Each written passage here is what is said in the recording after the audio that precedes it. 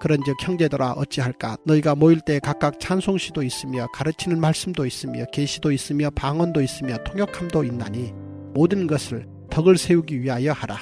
만일 누가 방언으로 말하거든 두 사람이나 많아야 세 사람이 차례를 따라하고 한 사람이 통역할 것이요 만일 통역하는 자가 없으면 교회에서는 잠잠하고 자기와 하나님께 말할 것이요 예언하는 자는 둘이나 셋이나 말하고 다른 이들은 분별할 것이요 만일 곁에 앉아있는 다른 이에게 계시가 있으면 먼저 하던 자는 잠잠할지니라. 너희는 다 모든 사람으로 배우게 하고 모든 사람으로 권면을 받게 하기 위하여 하나씩 예언할 수 있느니라. 예언하는 자들의 영은 예언하는 자들에게 제재를 받나니 하나님은 무질서의 하나님이 아니시요 오직 화평의 하나님이시니라. 모든 성도가 교회에서 함과 같이 여자는 교회에서 잠잠하라. 그들에게는 말하는 것을 허락함이 없나니 율법에 이른 것 같이 오직 복종할 것이요 만일 무엇을 배우려거든 집에서 자기 남편에게 물을지니 여자가 교회에서 말하는 것은 부끄러운 것이라. 하나님의 말씀이 너희로부터 난 것이냐 또는 너희에게만 임한 것이냐. 만일 누구든지 자기를 선지자나 혹은 신령한 자로 생각하거든 내가 너희에게 편지하는 이 글이 주의 명령인 줄 알라. 만일 누구든지 알지 못하면 그는 알지 못한 자니라. 그런즉 내 형제들아 예언하기를 사모하며 방언 말하기를 금하지 말라. 모든 것을 품위 있게 하고 질서 있게 하라. 기도하겠습니다. 하나님, 오늘 이 맥주 감사 주일을 맞이하여 또 이렇게 반년을 살게 하신 이 한 해도 지난해와 같이 만만치 않고 살아가기 힘든 해였음에도 불구하고 주님 우리에게 은혜를 주사 살게 하신 주님의 은혜를 감사합니다. 하나님, 지금까지 주님의 은혜로 살았고 여기까지 주님의 은혜로 왔고 앞으로도 주님의 은혜로 살아갈 우리 모두에게 하나님 은혜를 끝없이 공급하여 주사 주의 은혜 안에서 살게 하여 주시고 주의 은혜 안에서 감사하게 하여 주시고 주의 은혜 안에서 성장하고 변화될 수 있도록 주님께서 날마다 우리를 붙들어 주시기를 원합니다. 하나님, 오늘도 주님께 감사하며 오늘도 이 감사 헌금을 주님께 드립니다. 하나님, 이 한 해의 절반을 지켜주신 하나님께서 앞으로 나머지 절반도 나에게 은혜로 채워주시고 하나님, 이 드려진 손길이 하나님 아버지 드려진 마음이 주님 앞에 상달되어 그 마음에 소원하는 것들이 하나님께 가장 좋은 것으로 가장 선한 것으로 응답될 수 있도록 주님께서 함께하여 주시옵소서. 주님, 이 시간에 말씀을 듣고자 합니다. 들을 길을 허락하여 주시고 우리에게 말씀하여 주시옵소서. 예수님의 이름으로 기도합니다. 아멘. 네, 오늘은 이제 은사와 자유에 대해서 우리가 지금 고린도전서를 묵상하고 있는데요. 고린도전서 14장을 보면서 좀 은사와 자유에 대해서 함께 좀 나눠보려고 하는데요. 이 땅의 교회가 뭐냐라고 할 때 여러분, 이 땅의 교회는 우리가 고린도 교회에서 이제 보듯이 하늘나라 왕국이 아닙니다. 만약에 이 땅에 있는 교회가 이 땅에서 완전히 분리돼 가지고 천사들만 있는 곳이면 뭐 왕국이죠. 그런데 여러분, 이 땅에 교회 안에 들어와 보니까 이제 어떤 일이 일어납니까? 세상에서 일어나는 질투, 세상에서 일어나는 싸움, 세상에서 일어나고 있는 모든 일들이 교회 안에도 다 일어납니다. 여기는 교회는 하늘나라 왕국이 아니라 이 땅의 식민지이기 때문에 문제가 있을 수밖에 없습니다. 그런데 교회가 처음 세워지던 초대교회는 지금 우리는 이 고린도 교회를 보면서 우리가 많이 배우고 있지만 초대교회는 반면교사가 되어줄 그 선배 교회조차 없었습니다. 그래서 정말 문제가 많았지만 그 문제가 많을 때 이걸 어떻게 처리해야 되는지 굉장히 힘들어하고 있던 때였습니다. 그렇게 문제 많은 초대교회 대표가 우리가 보고 있는 고린도 교회입니다. 바울은 자신의 서신서를 통해서 교회의 문제, 교회에서 일어나고 있는 이 문제를 어떻게 해결할 것인가를 놓고 피상적인 제도를 건드리는 게 아니라 그 근본 원인을 우리가 놓치고 있는 중요한 계시가 뭔지를 파고 들어가고 있습니다. 오늘의 이제 본문은 부활이라면 어찌 보면 가장 중요한 주제를 언급하기 전에 마지막으로 지난 사도 바울이 얘기했던 지난 주제들을 정리하는 내용인데요. 이제 그것들이 뭔지 정말 이 문제들을 해결하기 위해서 어떤 것이 있어야 되는지 그것을 살피도록 하겠습니다. 첫째로, 자유는 제한받을 때 아름답습니다. 26절 32절 33절입니다. 그런즉 형제들아 어찌할까? 너희가 모일 때 각각 찬송시도 있으며 가르치는 말씀도 있으며 계시도 있으며 방언도 있으며 통역함도 있나니 모든 것을 덕을 세우기 위하여 하라. 예언하는 자들은 영을 예언하는 자들에게 제자를 받나니 하나님은 무질서의 하나님이 아니시오 오직 화평의 하나님이시라. 모든 성도가 교회에서 함과 같이. 자, 한번 그런 질문을 해봤으면 좋겠습니다. 도대체 고린도 교회에 이제 나타난 이 모든 현상들을 한마디로 정의하자면 이게 지금 무질서거든요. 그러면 도대체 이 무질서의 문제가 고린도 교회에 왜 나타나는가? 여러분, 교회도 이 교회가 어려워질 때는 반드시 거기에 무질서가 나타나고, 가정이 어려워질 때는 가정에 무질서가 나타나고, 질서가 없어질 때 공동체가 이제 어려워지는 건데, 그럼 이 무질서가 나타나는 이유가 뭔가라고 할 때 우리가 먼저 여기서 느껴야 될 충격이 하나 있습니다. 그게 뭐냐면, 우리가 고린도 전서를 읽으면서 이 교회에 나타나는 일들을 우리는 무질서라고 보고 있죠. 아, 교회가 참 무질서하다, 그렇게 인식을 하고 있는데, 이 당시 1세기 이 당시 이제 고린도 지역에서 신앙생활을 하던 이 고린도 교회 성도들이 자기 교회에 나타나는 이 현상을 뭐라고 느꼈냐면 성령님이 주시는 자유라고 느꼈어요.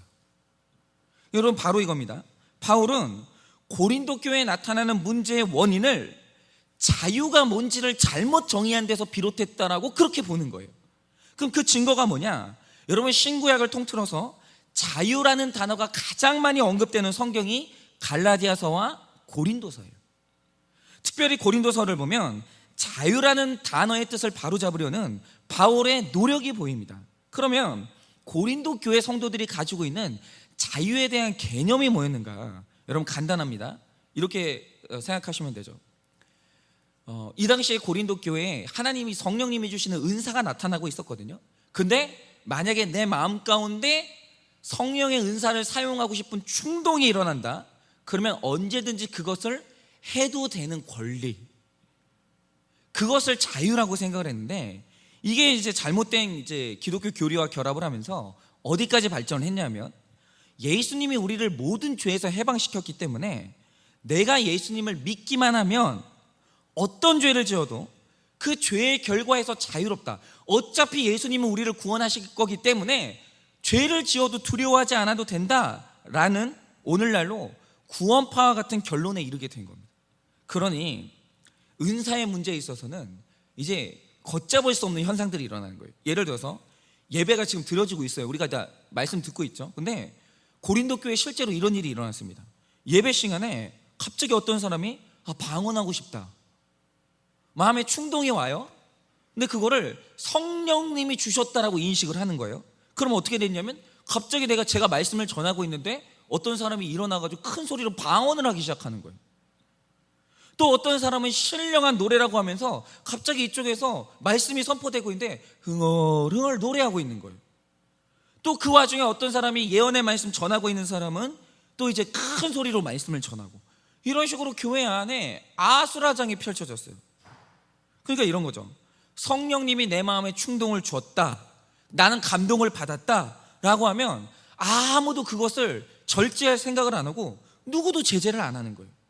그런데 여기에서 끝나는 게 아니라 왜곡된 교리로 인해서 죄책감이 사라지면서 죄 짓는 일에도 자유를 느끼기 시작한 거예요. 그래서 음란의 죄가 자꾸, 내가 마음에 충동이 일어나면 음란의 죄가 빈번하게 발생을 하고, 성도들끼리 세상 법정에 나가서 고소고발을 하고, 귀신 섬기는 제사의 자리에 참석해서 음식을 나누는 일들이 발생을 했는데, 고린도 교회 성도들은 이거를 무질서가 아니라 자유라고 인식한 거예요. 그래서 바울은 고린도 교회 성도들을 향해 하나님이 주시는 참된 자유의 정의를 한마디로 정의했는데, 그게 뭐냐라고 하면 바로 그게 덕이에요. 덕. 그러면 참된 자유, 즉 덕이라는 게 뭡니까? 이렇게 설명할 수 있는데요. 우리 성도님들, 자유의 본질이 뭡니까? 자유의 본질. 여러분, 많은 분들이 자유의 본질이 뭔지에 대해서 좀 혼돈을 느끼시는데, 여러분, 자유의 본질은 권력이에요. 내가 원하는 것은 뭐든지 관철시킬 수 있는 힘, 그리고 각종 변수를 통제할 수 있는 통제력. 여러분, 이 권력, 이 힘을 많이 가지면 가질수록 그는 더 자유로운 사람이에요. 그런데 내가 이 힘이 없으면 없을수록 어떤 일이 생깁니까? 내가 원하는 게 번번이 좌절되고 돌발적인 변수가 너무 많아서 앞날이 예측이 안 되는 거예요. 여러분, 그러면 어떻게 되죠? 자유가 없어지는 거예요. 그러니까 이 세상에서 누가 가장 큰 권력을 가졌는가를 놓고 거슬러 올라가다 보면 자기가 원하는 것을 관철시킬 때 감히 그것을 방해할 세력이 없고 세상의 모든 변수를 통제해서 우연을 허용하지 않는 세상 만물을 자기 뜻대로 움직이는 절대로 자유한 존재가 나타나요. 그 존재를 뭐라고 부르냐? 그게 바로 절대자 하나님이에요. 그래서 에베소서 1장 11절에 하나님을 뭐라고 소개하냐면 모든 일을 그의 뜻대로 결정하고 예정하는 분이라고 소개를 합니다. 즉, 이 말 뜻이 뭐냐면 하나님은 절대 자유를 소유한 분이라는 거예요. 온 우주 만물 가운데서 어떤 것에도 제한받지 않고 절대적으로 자유한 존재가 바로 하나님이죠. 그런데 여러분, 절대적으로 자유한 존재가 있다라는 게 이 말 뜻이 뭡니까? 절대적으로 자유한 존재는 두 명이 있을 수가 없다라는 뜻이에요. 절대로 자유한 존재는 한 명이에요. 그러면 절대 자유를 가진 하나님 외에 피조물이 가지고 있는 자유는 어떤 자유입니까? 그게 바로 하나님의 뜻 안에서 움직이는 제한된 자유예요. 제한된 자유. 예를 들어서 물고기는 바다에서 헤엄치고 새는 하늘을 날고 동물은 육지를 뛰어다니죠. 자유를 누리는데 어떤 자유를 누리냐? 제한된 자유를 누려요. 그런데 어떤 만물도 자기가 제한된 자유를 누릴 때 불편하다는 생각을 안 해요. 여러분, 우리는 제한된 자유로 충분히 만족할 수 있도록 창조가 됐어요. 여러분, 오히려 물고기가 절대 자유를 갖겠다고 물 밖으로 그의 경계를 뛰쳐나오면 여러분, 그 욕심이 자기 생명을 앗아가요. 오히려 내 경계 바깥으로 나가면 그때부터 그는 불편해지는 정도가 아니라 생명의 위협을 받게 되는 거예요. 여러분, 이렇게 모든 만물이 자기 경계 안에서 제한된 자유를 누리는 상태, 이게 뭐냐면 덕스러운 상태라고 하는 거예요. 그러니까 참 덕스럽다. 어떤 사람이 덕스럽다 라고 할 때 그 덕스럽다는 말의 뜻이 뭐냐면 자유가 있는데 절제된 자유를 말하는 상태가 덕스러운 거예요. 제가 한 번은 어떤 건물에서 창밖을 본 적이 있거든요. 창밖을 이렇게 보고 있는데 그 이제 건물이 고속도로가 되게 잘 보이는 건물이었어요. 그런데 그날따라 제가 이제 어떤 걸 느꼈냐면 차들이 다니는데 혈관에서 피가 막힘없이 흐르듯이 차들이 그냥 막힘없이 원활하게 달리고 있는 거예요. 너무 시원하게 달리는 거예요. 한 차도 이제 막히지가 않는 거죠. 그런데 여러분, 어떻게 도로에서 자동차가 이렇게 원활한 흐름이 유지가 됩니까? 이유가 뭐냐면 내가 원하기만 하면 누구나 다 핸들을 꺾어서 중앙선을 침범할 수도 있고 이쪽 저쪽 차선을 옮길 수 있는 자유가 있어요. 누구에게나 다 있는데 단 한 대도 차선을 넘지를 않는 거예요. 다들 자기 차선 안에서 자유를 제한받아요. 그런데 자유가 제한받으니 일어나는 일이 뭡니까? 도로가 막힘없이 시원하게 뚫리는 거예요. 그런데 바로 이 상태, 제한된 질서로 인해서 이제 모든 것이 원활하게 돌아가는 이 상태를 뭐라고 하냐면 도로가 지금 덕스러운 상태인 거예요. 너무 덕스러운 상태인 거죠. 여러분, 오히려 자유라는 것은 덕스럽게 사용하지 않고 무분별하게 사용했을 때 그때 사고가 일어나는 거예요. 여러분, 사랑도 마찬가지죠. 여러분, 내가 어떤 사람을 만났어요. 언약을 했어요. 내가 다시는 너 외에 다른 사람하고 사랑을 나누지 않겠다. 나의 사랑은 너에게만 주고 너의 사랑은 나에게만 주겠다라고 할 때 그 덕스러운 상태를 뭐라고 하냐? 그걸 보고 가정이라고 불러요. 그런데 이 경계를 뛰쳐나가서 나의 이 감정을 무분별하게 모든 사람에게 쏟아낼 때 여러분, 이때 우리가 이 사랑을 뭐라고 부릅니까? 이걸 보고 불륜이라고 부르는 거예요. 그런데 여러분, 사랑이 덕이 깨지고 불륜으로 나아갈 때 여러분, 그 가정의 배우자와 모든 자녀들이 상처를 받고 죽어가는 거예요. 여러분, 이것은 영적인 세계에서도 그렇게 그대로 적용됩니다. 제가 어렸을 때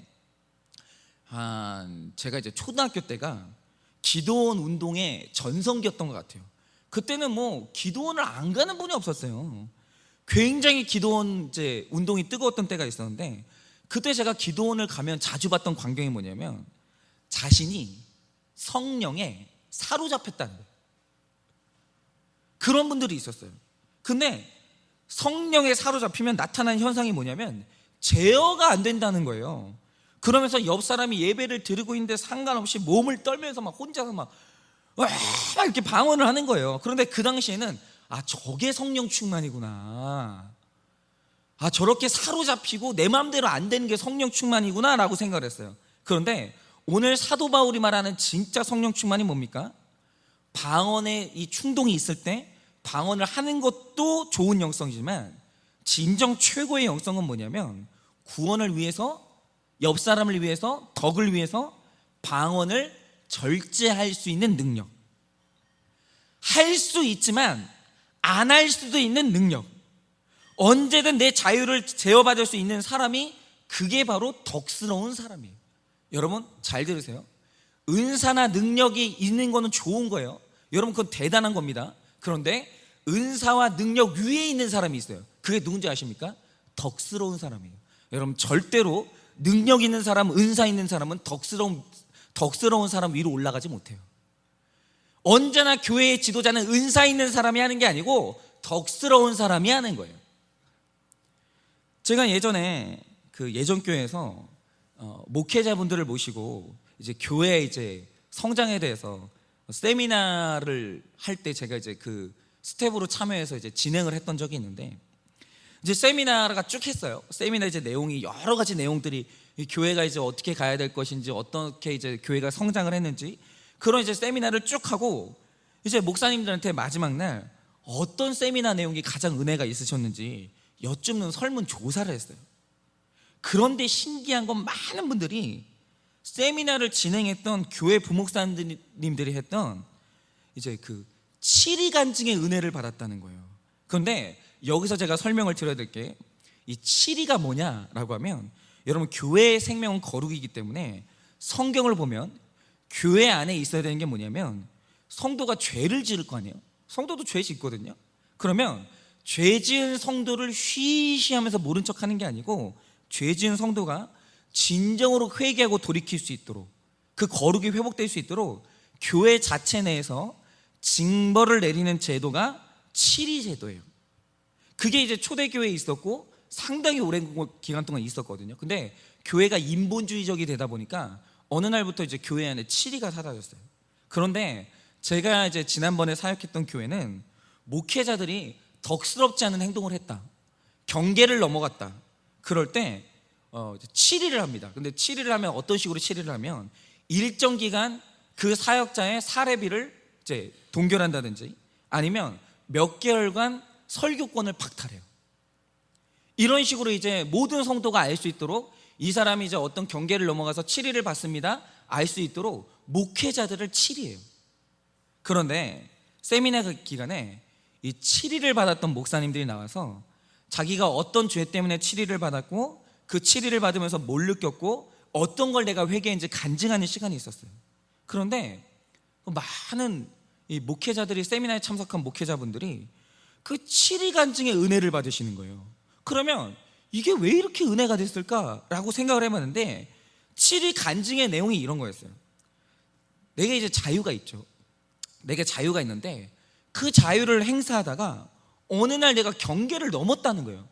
예를 들어서 뭐 그렇죠, 목회자가 성도님들한테 이제 뭐 권면할 수 있죠. 권면을 할 수 있는데, 문제는 뭐냐면 이 권면이 예의를 넘어가서 너무 그 예의 없게, 그리고 비성경적으로 어떤 뭐 이렇게 권면을 한다든지 이런 식으로 경계를 넘었다는 거예요. 그런데 지도자인 담임 목사님이 경계를 넘은 것에 대해서 양육을 해주시면서 7위를 통해서 당분간은 당신이 그 무분별하게 사용했던 자유를 다시 생각해봐라, 그리고 내가 지켜야 될 자유의 선이 어디인지 다시 한번 회개를 해봐라, 이런 식으로 제어를 했는데, 부목사님들이 그것에 순종하셨고, 그 가운데서 내가 어떤 회개와 깨달음을 얻었는지 나눈 거예요. 그런데 세미나에 참석하신 목사님들께서 7위 간증을 들을 때 그 교회에서 질서와 덕을 느낀 거예요. 아, 이 교회는 덕이 있다.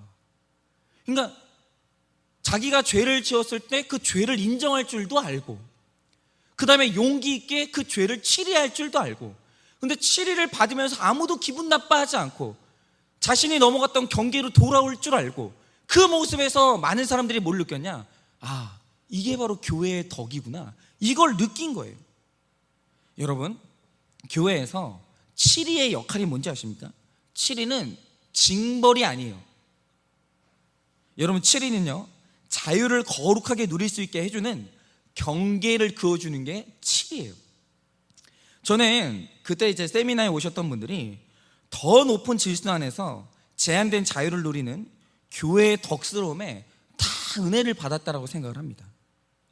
여러분, 우리가 여기서 각자 생각해 봐야 될 게 있어요. 그게 뭐냐면, 여러분은 자유는 다 있어요. 여러분, 이 세상에 자유가 없는 사람은 없어요. 오늘 21세기 대한민국을 살아가면서 누구나 다 자기가 하고 싶은 말 할 수 있고 가고 싶은 데 갈 수 있는 자유가 있죠. 그럼 제가 하나 여쭤볼게요. 덕은 있으세요? 자유는 있는데 덕도 있으세요? 여러분, 본인이 절제가 된다라고 생각을 하십니까? 많은 사람들이 나를 볼 때 은사가 있는 건 알겠어요. 능력도 있는 건 알겠어요. 그런데 많은 사람들이 나를 볼 때 덕이 있다라고 말을 합니까? 여러분은 여러분이 속한 공동체에서, 가정에서 연약한 자의 구원을 위해서 자기의 자유를 제한하고 있으십니까?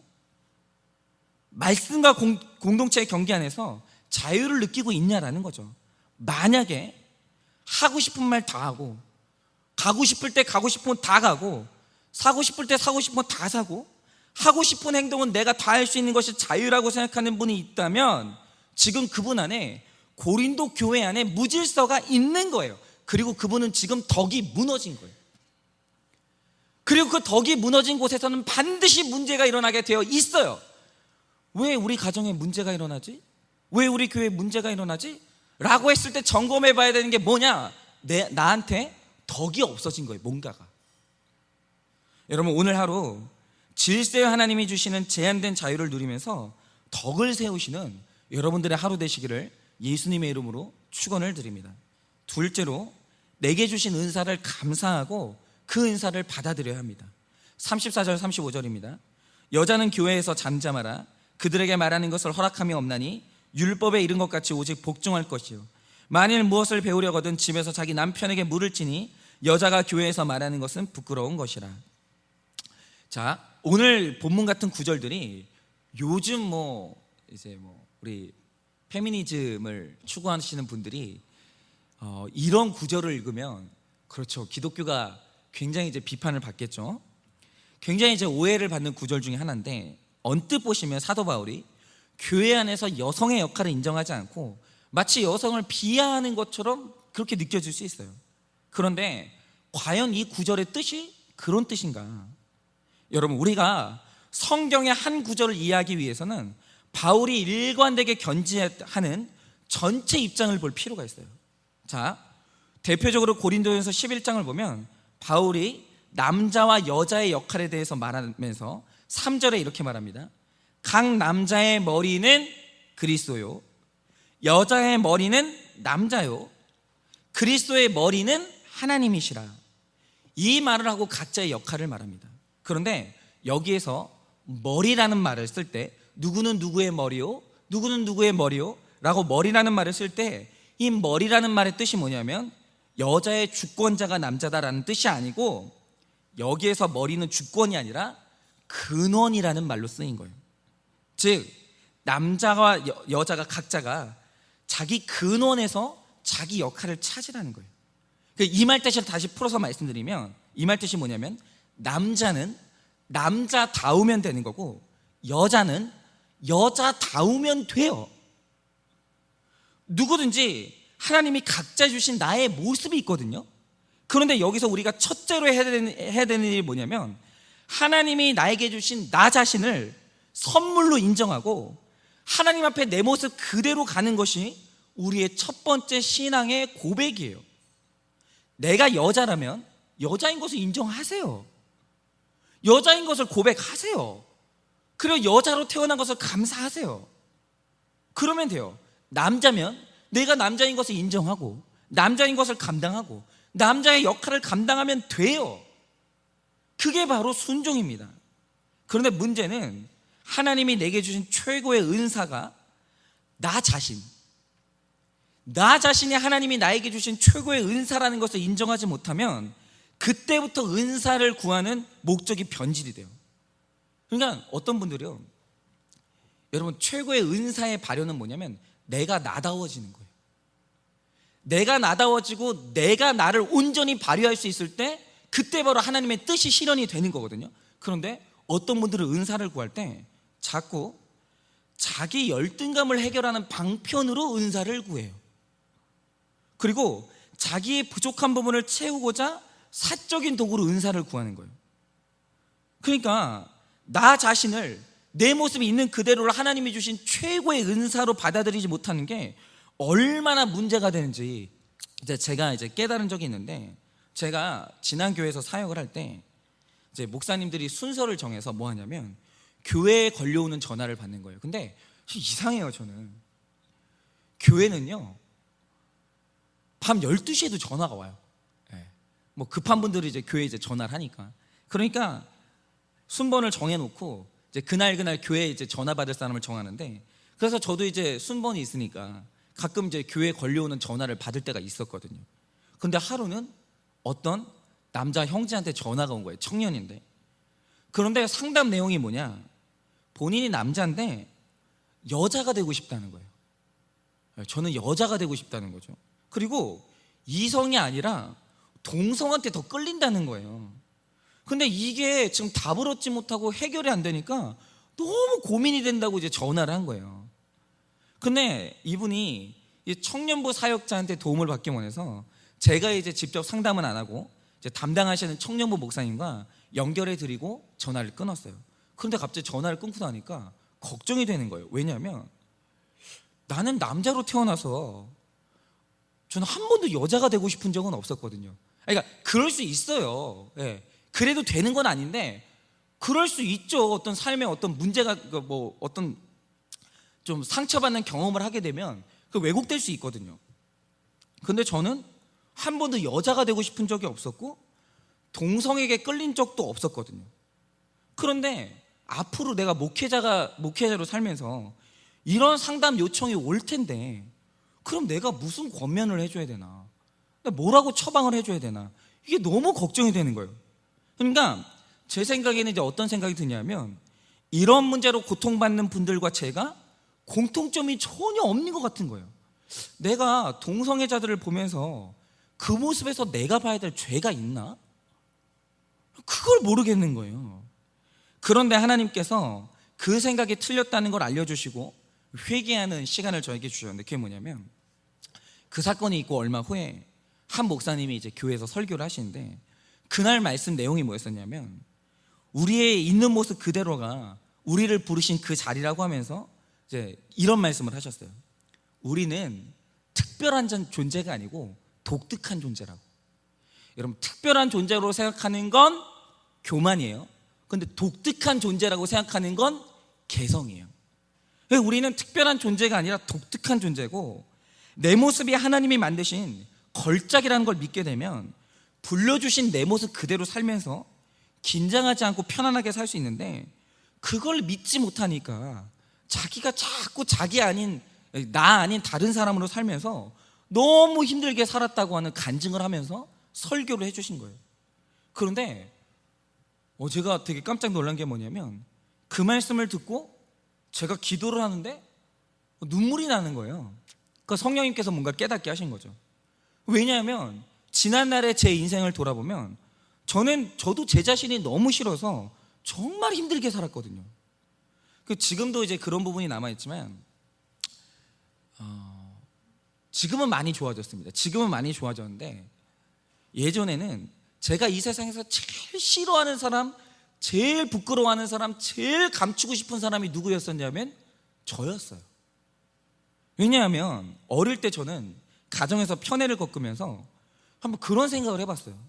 왜 내가 사랑받지 못할까? 왜 나는 동생보다 교회에서 사람들에게 인정받지 못하고, 왜 나는 부모님한테 형보다 사랑받지 못할까? 라는 생각을 많이 했거든요. 그러다가 은연중에 어느 날 싹 들어온 생각이 뭐냐면, 내가 나로 태어나서 사랑받지 못하는 거구나, 내가 나이기 때문에 사랑을 못 받는 거구나, 그런 생각을 했어요. 내가 만약 형으로 태어났으면, 내가 만약 내 동생으로 태어났으면 나도 사랑받을 텐데, 내가 누구처럼 키가 더 컸으면, 내가 누구처럼 성적이 좀 더 잘 나왔으면, 이런 식으로 내가 다른 사람이었으면 사랑받았을 텐데, 내가 사랑받지 못하는 이유는 내가 나라서, 이 모양 이 꼴로 태어나가지고 내가 사랑받지 못하는구나 라는 결론을 내리고, 그 후로 제 삶의 목표가 뭐냐, 더 나은 내가 되는 것, 주신 모습을 개발하는 게 아니고 아예 다른 사람으로 변신하는 게 제 목표였어요. 그러니까 그만큼 제가 저 자신을 싫어했어요. 그러니 성격도 원래 제 성격이 있거든요. 그러니까 지금 여러분들이 보고 계시는 제 성격은 거의 그냥 제 성격 그대로 지금은 보고 계시는 거예요. 그런데 예전에는 제가 어떻게 했냐면, 늘 다른 사람의 성격과 말투를 자꾸 모방하는 거예요. 제 게 아니거든요. 근데 자꾸 저를 숨겨야 되니까 모방을 하고, 옷 입는 것에부터 안경까지 제가 좋아하는 게 아니라 내 자신을 숨길 수 있는 이미지를 연출하고 그렇게 살았어요. 자꾸 단점을 감추려고.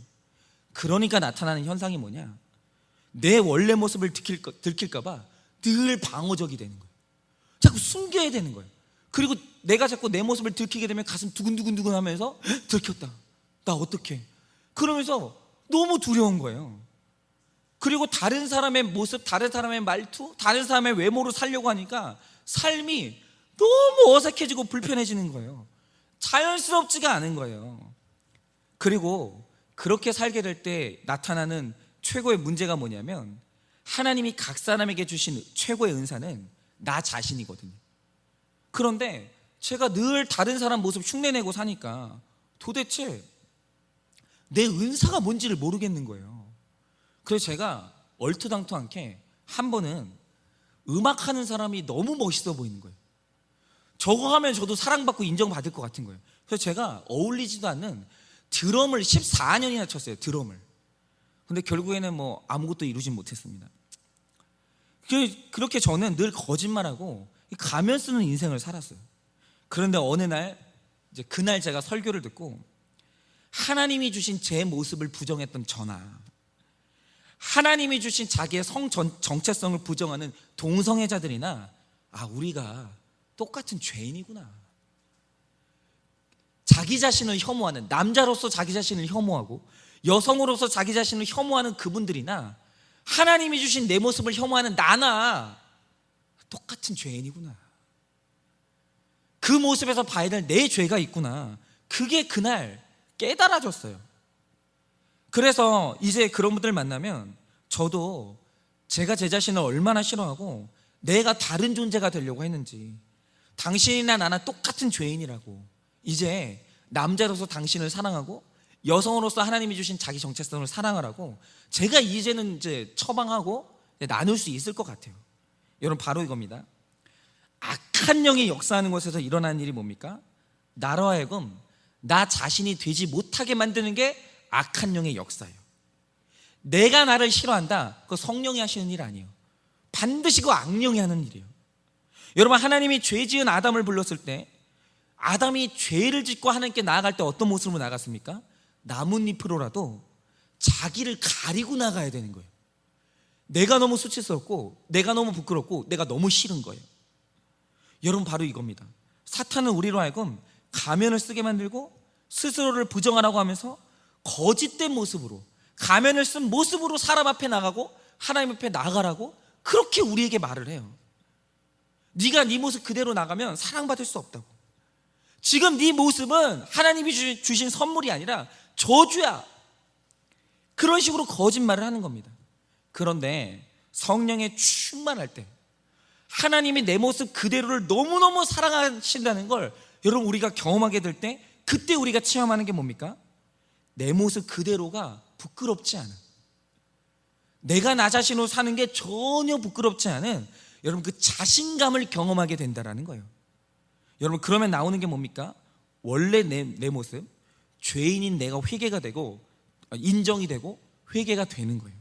즉 진정한 회개가 뭐냐라고 하면 내가 나로 살아가는 게 진정한 회개의 첫걸음이에요.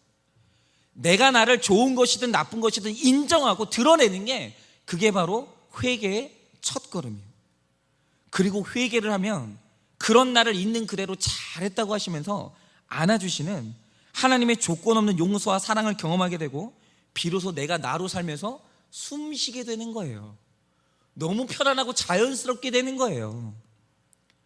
그리고 바로 그런 사람이 편안한 사람이에요. 방어할 것도 없고 숨길 것도 없고 열등감도 없는 진실한 사람. 여자는 여자인 것이 감사하고 남자는 남자인 것이 감사한 사람. 하나님과 화해되고 자기 자신하고 화해한 존재. 바로 진짜 내가 되면 그 사람을 대하는 옆에 사람들이 너무 편안한 거예요. 그리고 내가 나 자신을 살면 바로 그때부터 내 은사가 발휘되기 시작하는 거예요. 그러니까 은사를 발휘한다는 건 불 받아서 갑자기 슈퍼맨이 되는 게 아니고 내가 나 자신으로 살기 시작하면 그때부터 나의 은사가 최고로 발휘되기 시작하는 거예요. 여러분 이것만 깨닫고 믿으면 나의 은사와 남의 은사를 비교할 필요가 없고 경쟁할 필요가 없는 거예요. 여러분 이 시간 우리 모두가 열등함을 벗고 나라는 최고의 은사를 발휘하며 자유하고 편안하게 사시기를 예수님의 이름으로 축원을 드립니다. 여러분 말씀 맺겠습니다. 우리에게는 모든 것을 내 마음대로 할 수 있는 자유가 있어요. 그런데 그 자유의 경계를 넘어가면 그걸 뭐라고 부르냐? 재앙이라고 불러요. 그런데 그 자유로 말씀이 쳐주신 울타리를 지키면 그걸 뭐라고 부르냐? 덕이라고 불러요. 그런데 덕스러운 사람이 있는 곳에 생명이 살아요. 그런데 그렇게 덕스럽게 말씀 안에서 살아갈 때 우리가 깨닫게 되는 게 뭡니까? 하나님이 내게 주신 내 모습, 내 환경, 내 은사가 내게 주신 최고의 선물이라는 게 인정이 돼요. 그렇기 때문에 말씀 안에 있는 사람을 자신을 사랑하고 감사할 수밖에 없어요. 이렇게 말씀 안에서 자유를 누리고 말씀 안에서 내 자신을 누려서 이미 주신 자유와 은사를 풍성하게 누리시기를 예수님의 이름으로 축복합니다.